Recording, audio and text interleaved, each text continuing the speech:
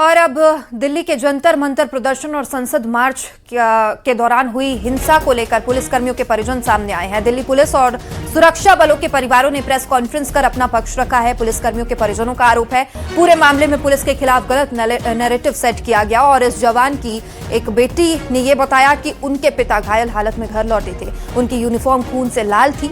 वहीं एक एएसआई की पत्नी ने कहा कि हिंसा के दौरान पुलिसकर्मियों पर पत्थर और हथियारों से हमला किया गया। परिजनों ने संसद से अपील की है कि पुलिसकर्मियों की सुरक्षा और उन पर हुए हमलों का मुद्दा भी संसद में उठाया जाए।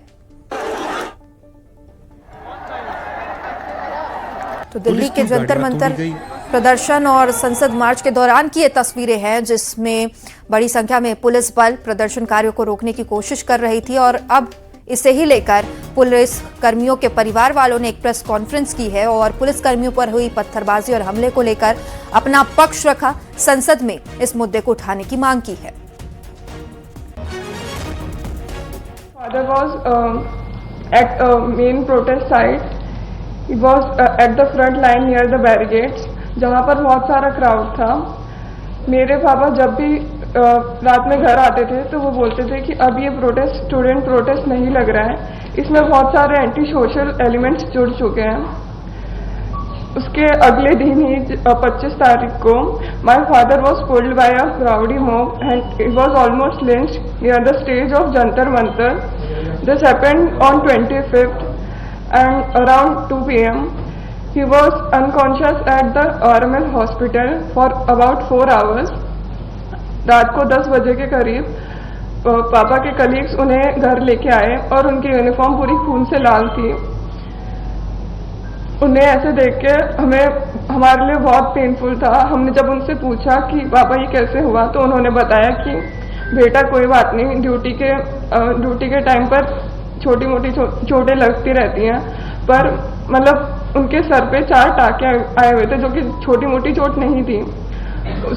वो रात हमारे लिए बहुत मुश्किल थी और जब मैंने सोशल मीडिया खोल के देखा तो सोशल मीडिया पे मेरे ही पापा को क्रिमिनल बता रहे थे।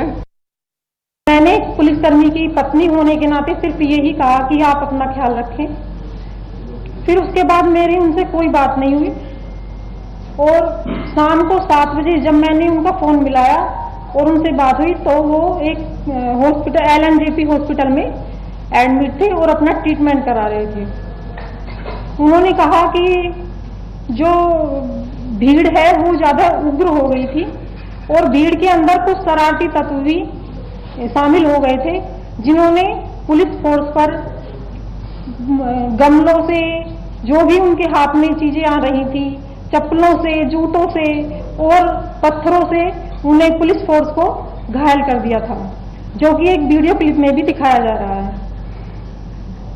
और उसके बाद उनकी फोन की बैटरी डेड होने की वजह से मेरी उनसे कोई बात नहीं हुई। शाम को, रात को जब वो 11 साढ़े, ये सब सुनकर मैं बहुत ज्यादा घबरा गई थी। जब तक वे घर नहीं आए तो मेरी प्रतिक्रिया बहुत ही ज्यादा मेरे लिए बहुत पेनफुल थी। उसके बाद जब वो 11 बजे घर आए तो उन्होंने बताया कि छात्रों की प्रोटेस्ट में छात्रों के साथ साथ कुछ शरारती तत्व और असामाजिक तत्व भी थे। मेरे फादर को उनके हेड पे इंजरी आ रखी है उनके फ्रेंड के थ्रू। जब मैंने फोटो देखी तो उनके हेड को शेव कर रखा था और उनके हेड पे लाइक स्टिचेस लग रहे थे 4। उसको देख के I was like really frustrated and मैं बहुत डरा हुआ था।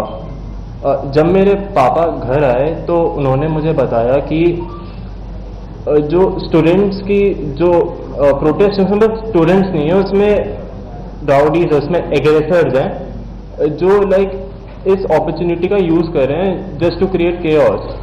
एंड ऑन 25th में अनप्रोवोक्ड उन्होंने मेरे पापा और उनकी टीम के ऊपर पेल्टिंग स्टार्ट कर दी।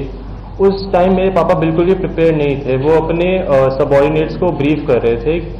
And when the pelting started मेरे पापा अपने सीनियर ऑफिसर्स को लाइक एक सेफ प्लेस में सिक्यूर करने चले गए, बट एक स्टोन उनके हेड पे हिट कर गया एंड उनका सर फट गया और उन्हें इंजरी हो गई।